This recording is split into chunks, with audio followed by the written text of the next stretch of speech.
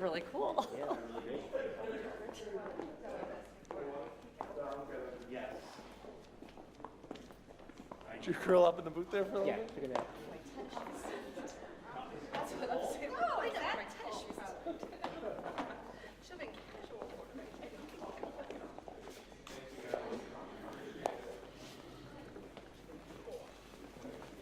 Thank you for the tour.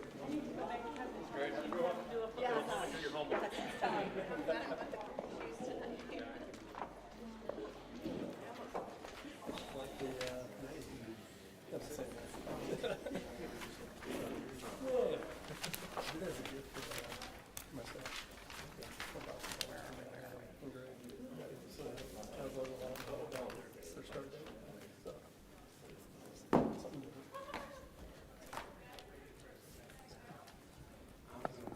But if you need anything, you can call me myself. Okay. Thanks, Bob. And you know how to get to Appreciate this. it. Yeah. Thank you.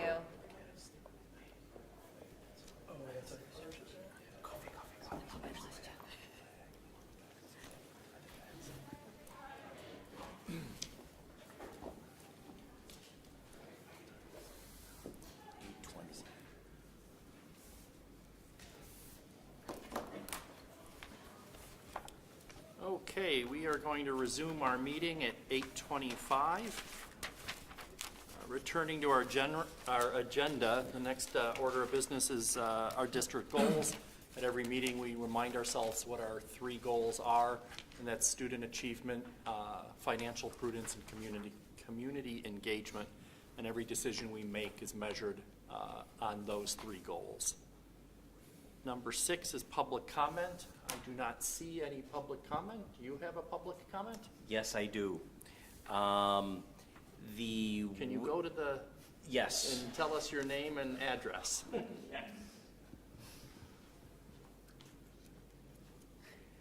Hi, my name is George Grozan. I live at 16461 Hampton Chase. We have a little bit of an issue. As you can see by the slip and the picture, the sidewalk going through the woods for Whitney is a little bit low, and it's frozen at times. So me and Mr. Breckner are going to go review the building not next Friday, but the Friday after, and we're going to try to support it and, you know, heave it up a little bit, maybe 3 or 4 inches, something like that. But Jim Kaminsky was the one who decided that he wanted to make this a motion or make it an improvement.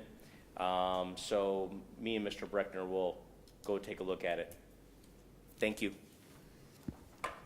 Thank you, George, and I'm sure Steve's looking forward to taking a look at it, but the thing that'll be neat is when he comes back to us and tells us how internally we were able to take care of this with our staff, and I'm looking forward to hearing the results. Next is Superintendent's Report. Thank you. Dr. Ryba. Thank you, Mr. Micko. Just wanted to give an update on a discussion item I've provided for the board, an update on our strategic plan, our Strong Schools 2020 plan. As you know, in the summertime, the board at that time got together, and we had the same goals every year of academic achievement and growth, financial prudence, and community engagement, but the action steps below that change. And so what you have in front of you is the 3 goals and the action steps that were decided upon this year. And based on the work with our directors and our team, looked in just kind of high-level qualifying where those should go based on the work that's been done this far. And so as you could see, you know, that we've qualified these as successes to celebrate, and how we take a look at that is areas that we really have made significant growth. The work is in motion, it's sustainable, and we're on a good path for where we want to go into June, and that's in green. In blue, which is kind of in the center, is actions in progress. Things have been initiated, but there's still some more heavy lifting to go through until the end of the year. And then in yellow are some areas that we need to enhance whether it's just in timing, some of these things are set to go in at different times, or whether it's we needed to recapture where we were and clarify where we were. So if you start on the front page that says academic achievement and growth, it's the one with just one graph on it.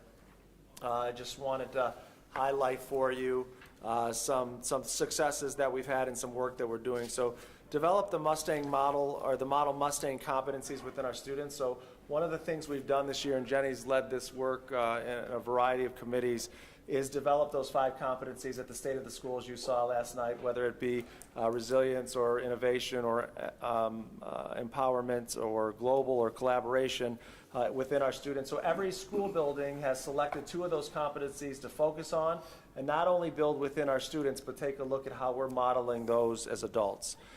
In terms of growing a positive district by our living into our core values, as you know, we have our Mustang mindset is our culture passport. It details what we believe, how those beliefs drive our behavior, and the outcome that those behaviors result in. We finished our R-Factor training with all staff, and we are also, that's not just a one-and-done training. Every month at a staff meetings, we have a district team that comes together and provides ongoing training for our staff at their monthly staff meetings. So February was a refresher of Get Your Mind Right, which is one of the disciplines. March is going to be a refresher on owning our 20 square feet and how we deal with the challenges of other people that are the predominant event that we all face, and how we can have a disciplined response. In terms of project-based learning, we talked about that last night at State of the Schools, but we held our first training this past summer, trained 25 teachers to implement 1 project this school year. That group will continue to go on, and the expectation for next school year will be they will implement 2 projects. And then this summer we'll also be training another cohort of 25 teachers in project-based learning. It's an intensive 3-day training to expand project-based learning in our district. In terms of expanding access and utilization of makerspace, that's been something that Mr. Binkley has been focused on and is working at the elementary, middle school, and high school. We have to say that probably our middle school is the utilization, wouldn't you agree, Dave, is at its highest with how we get all kids to have access to the makerspace. Dave's worked at the elementary level to have monthly themes that are implemented and skills that are taught as our students go through on a weekly basis through either their learning.com time or makerspace time. And we're still working on problem-solving access at the high school level and utilization at the high school level. The one thing that Dave has done, we are actually tracking usage at all 3 levels. We have it at the preschool as well, but at the elementary, middle school, and high school, we're tracking usage. We've identified spaces that are being underutilized, and now the steps are how do we problem solve and increase utilization, specifically at the high school. And at the elementary school, what we're focusing on is not students accessing the makerspace in the media center, but we have movable carts and resources that can move into the classroom that are not being utilized to the level we would hope. And so that's something that Dave's going to be working on.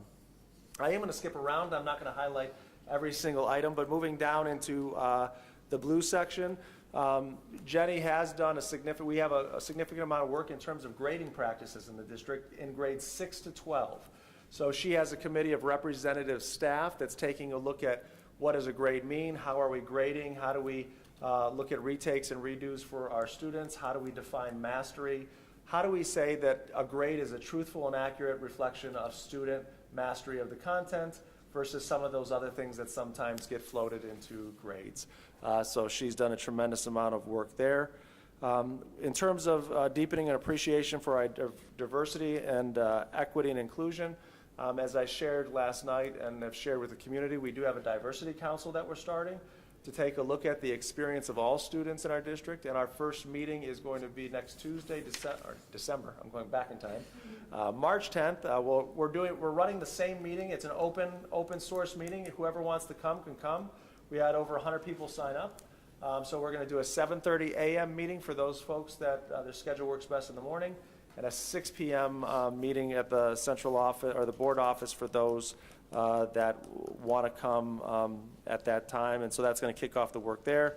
And then finally, in terms of STEM and STEAM, Dave again has led that work. He's done a tremendous amount of work of looking at the STEM and STEAM designation. Unfortunately, there's some challenges with the application process and the qualification process that make it extremely difficult for a public school district, especially a large public school district, to qualify. And Dave's been advocating to the state level in terms of possible changes. Excuse me. And if you look at the list of schools that are STEM designated, you will notice that it's a lot of private, parochial, or smaller schools because of the criteria. So we're working through that. What we've asked Dave and his team to do is to do an audit and say, where have we qualified and where have we not, and what's that delta, and how do we bridge that gap if we can based on our structure. And then in the terms of the actions to enhance, the one of preparing high school graduates who are enrolled, that they have a clear pathway. We feel that we've done a very good job in terms of what we do for college. But we're working currently, as we talked about again last night, in what we're doing for our career pathways. And really what we had to do, the reason this is in yellow, is the evaluation criteria that we used, that we developed, was really ambiguous. And so we, about a month ago, we sat down and said, really, where do we want our kids to get to? Where do we want to focus our attention? And we're focusing our attention on developing a career-based pathway. And so those are the highlights that I wanted to share for academic achievement and growth. I know there's a few that I didn't mention. Are there any questions or clarifications or ones that I didn't mention that you'd like to hear more about? Cameron, I was going to say, we all know how important our exercise in developing that premier culture is. We have some new board members, and we have some old board members who need those refreshers. So if you can, along with the rest of the district, if you can share the R-Factor training with the board, I think that'd be beneficial to all of us. Absolutely. I'll do that. Thank you. So if you flip it to the back in terms of financial prudence and community engagement, starting at the top, some of the work, the successes that we've had so far in the financial improvement is a platform for district purchasing. So what George and his team have done, have provided, if you could think of it's the Amazon of the school district through our e-finance platform, where folks can go in and they can say, you know, I need to buy 3 staplers. Type that into the search engine. It will look through all of our vendors. It will find the best deal, the best product. You can compare various products. You can develop a shopping cart. You could put that in your shopping cart, share it with the personnel that would process that internally, so our building secretary. And the one beautiful thing is once that shopping cart is approved, it automatically creates the requisition and the purchase order electronically. And so, George, we're close to, if you want to share a little highlight on that, since that's your hard work down there. So it's a third-party software that we had to integrate with eFinance. And we spent a lot of time in the past 2 months getting it where we needed to be, working with our vendors to get their catalogs on this platform. And last week we went live with it. We're able, live in the sense that it's ready to go. Kyle, the assistant treasurer, is going to start training secretaries over the next 2 weeks. And I think Dawn placed her first order on it today. So it goes out to the marketplace. You go out to the marketplace, you build your shopping cart, it integrates it back into eFinance, and it builds the requisition automatically, so it's saving secretaries time from building that requisition. And then it routes it to the approval process, and then once it's fully approved, and I convert it from a requisition to a purchase order, and the purchase order is printed, it automatically sends it back to the vendor to process.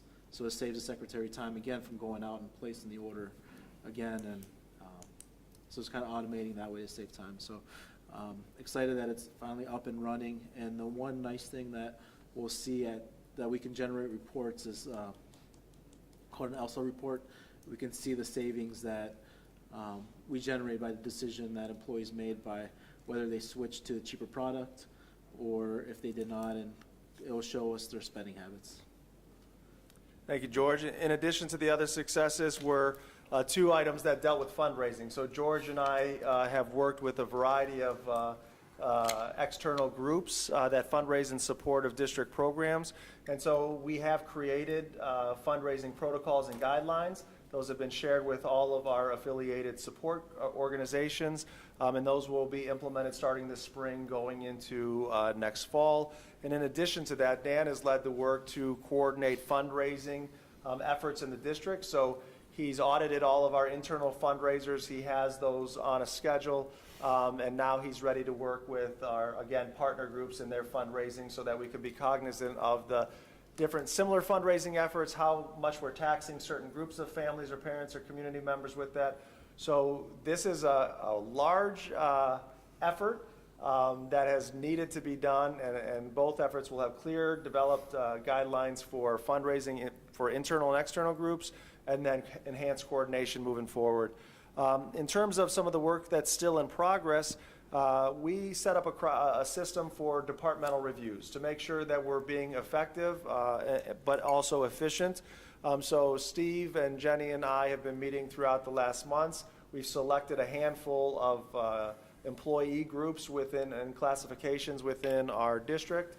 And we're in the process of looking at some of the essential questions that we've created for each of those employee groups and reviewing those again to make sure that we have, Mr. Micko said this at our retreat, what is our optimum staffing level? And then we can make decisions on whether if we're at that, wonderful. If we're not, are we in the position to move forward and get to that optimum staffing level, whatever department that may be in. So we've created the system and structure to do that, and we're implementing that with probably 5 or 6 different aspects of our employees' workforce this year.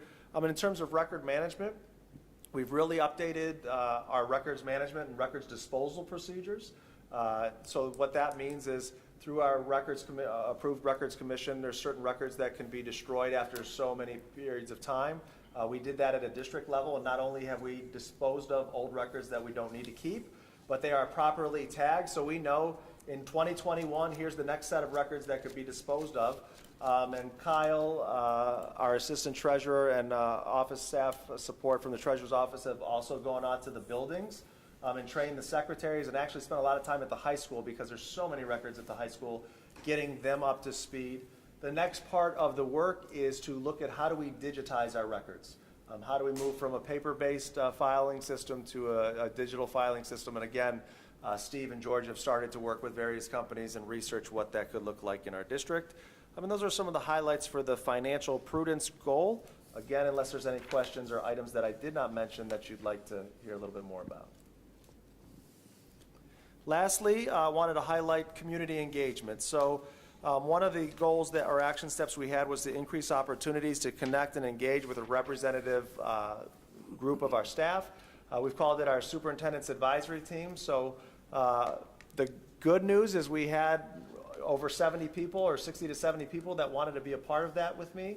The difficult news is to get that to be a workable number. We couldn't take everybody. So we ended up developing a group that was focused with preschool, elementary, and district staff.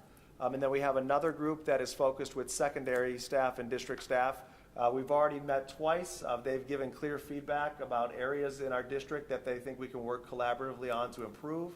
And so we've got work groups working through that process right now, and they've just been an invaluable resource thus far. In terms of the blue areas and actions that are still in progress, and we started our work last night in developing our next strategic plan, our focus plan. We got feedback from our community, but we will be gearing up significantly probably after spring break. Again, inviting in more community, parent, staff participation to look at where the district's going to go, whether it be in facilities, opportunities, curriculum, universally designed learning, or our success measures in the next 3 to 5 years. And then finally, we looked at how do we increase engagement opportunities between our district and our stakeholders. There's a few things under that area, but 2 that we've implemented thus far. The first one is our breakfast with the superintendent. We've had 2 of those so far. We had one on our finances, and then we had a meeting with our faith-based leaders a couple weeks ago, just to build those connections with various community groups. And then finally, Dan's been working with every senior center or assisted living facility in the Strongsville community about working with them and providing one opportunity to connect between the district and that senior living facility. So it may be that we have students going over there to play board games. It may be that we have the art club going over there to do some arts and crafts with the residents, or a music group going over, or we have the spring musical coming up, so we're coordinating getting residents to come and see the dress rehearsal. And so we're really excited about that. It's been an idea that's been on the plate for a few years, and really proud of the work Dan's done to bring that to life. And our community partners in the assisted or senior living facilities have been really open and excited about the partnership. So that concludes community engagement and my update on where we're at with the 2020 plan. Again, unless there's any questions or additional feedback. Any questions? We'll piggyback off the State of the Schools, which was a great event, and I appreciate all of Cameron's time, but it showed that it was a team effort. It showed that everybody in the district is committed to the progress of the district and growing the district. But I was also very happy to see that we're doing what I would call, we're going about it in the right way.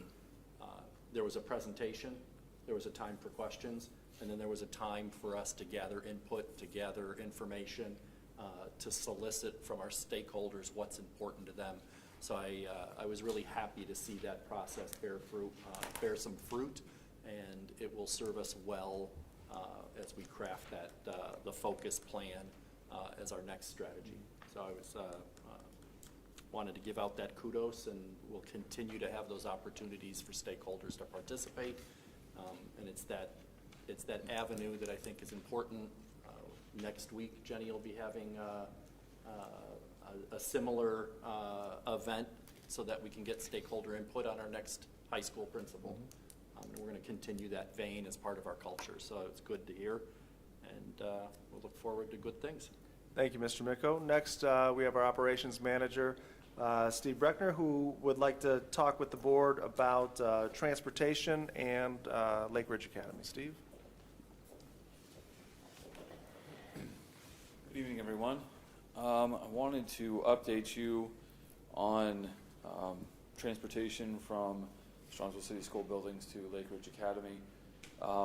Just update you on what was done in the past, what's being done now, and then steps I would like to take in the future. Last year, we went about the procedure of looking at declaring Lake Ridge Academy as impractical when it came to transportation and transporting students. We had a process that we went through last year where we put out the notice. We allowed parents to respond to that, and then some parents came to a board meeting and expressed their concern about not doing that, and then also the timing of that they didn't feel was fair. At that point, a decision was made to transport for this current year, but to start the process sooner of evaluating. So this year, what we've done is we did official state timing, and that's done with a district coordinator from the Ohio Department of Transportation. And what we found was that Kinsner Elementary, Strongsville Middle School, Strongsville High School, and Moraski Elementary were all a half hour or longer to get to. And just to remind everyone, because you, I'm sure, did not look at the rules as closely as I have, it doesn't matter what Google says. It matters what the official timing is, and that starts at the school door of the building that the student would attend if they were attending our schools. So if you live in the Moraski area, you go from the Moraski door to the door of Lake Ridge Academy, whatever that timing is, that's the official timing. And once that's done by the state, unless somebody redraws interstates, unless somebody does another road that would make it more advantageous or faster, this is not done again. So we've done this officially. This is now over a half an hour, over 30 minutes. So per Ohio Revised Code 3327.01, students attending Lake Ridge Academy from those schools are not eligible for transportation services or payment in lieu of services since the travel time exceeds 30 minutes. Since it exceeds 30 minutes, we don't go to Ed's, we don't go to Ignatius because there's just too much traffic. Lake Ridge, I know where that's at. It's just too far. I mean, Paddle was a different story, you know, the other community schools are another story, but why are we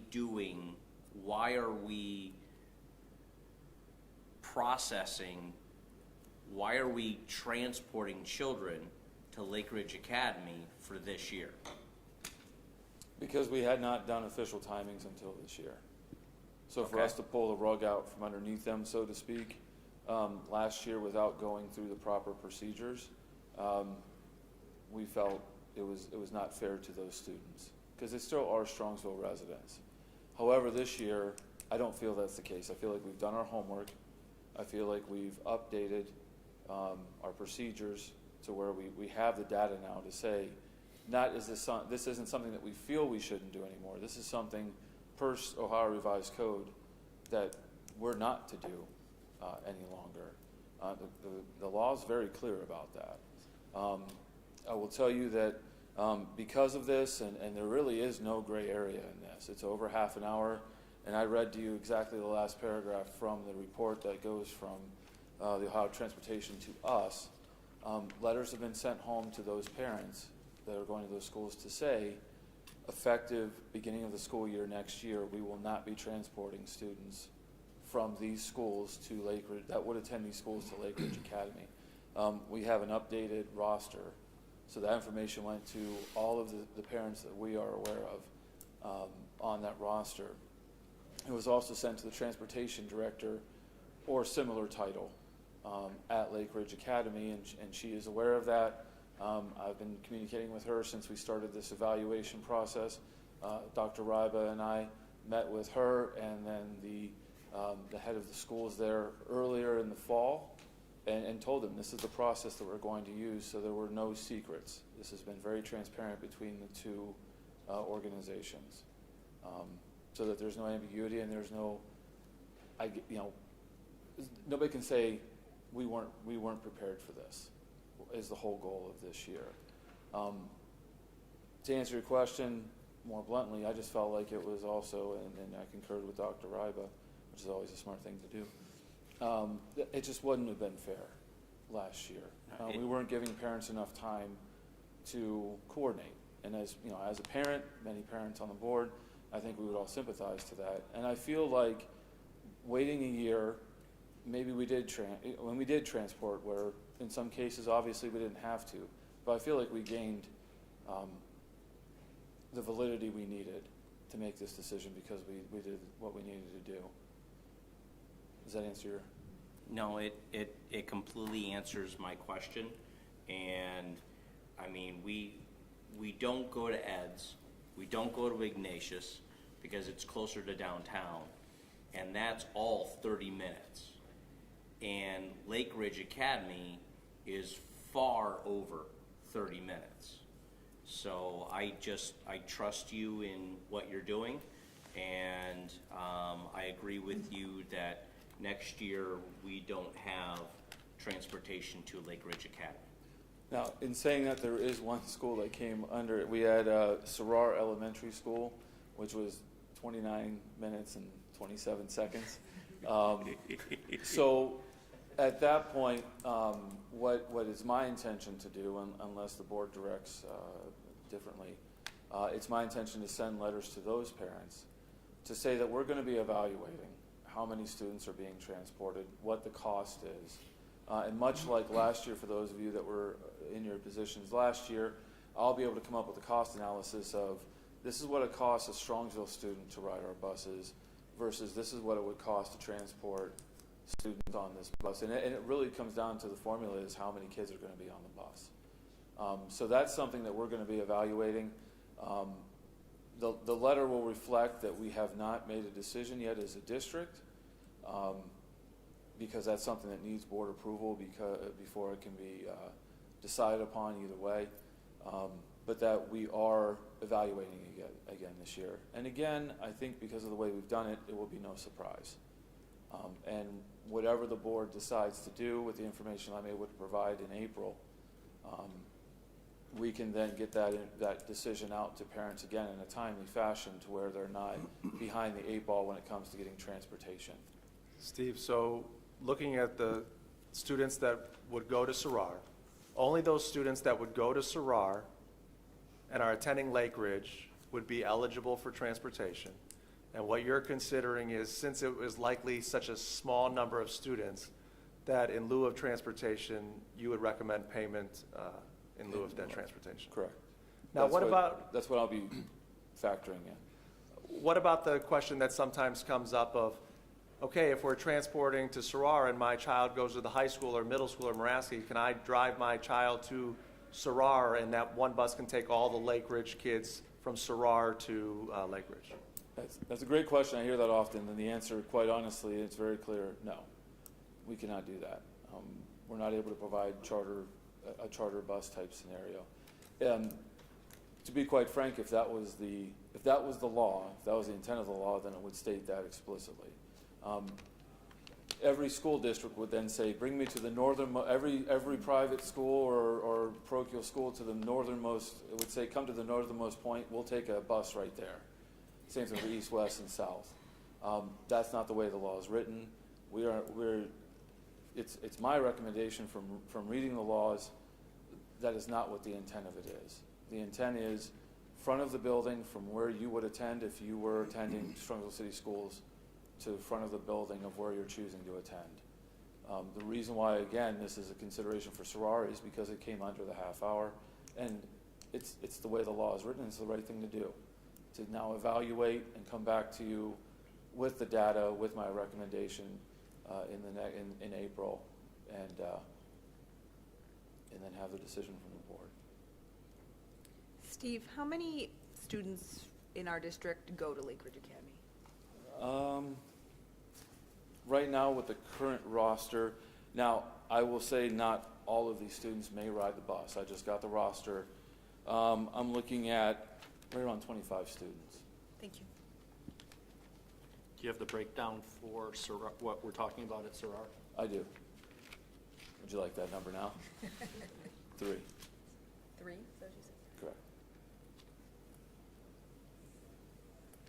Steve, I know you talked about the communication to the students that are currently going there. Is there, if the vote is to not, I guess to go along with your plan, I'm sorry, if the vote is to go along with your plan, do you feel it necessary to communicate that to the entire district or only to the ones that have registered, I guess, to Lake Academy?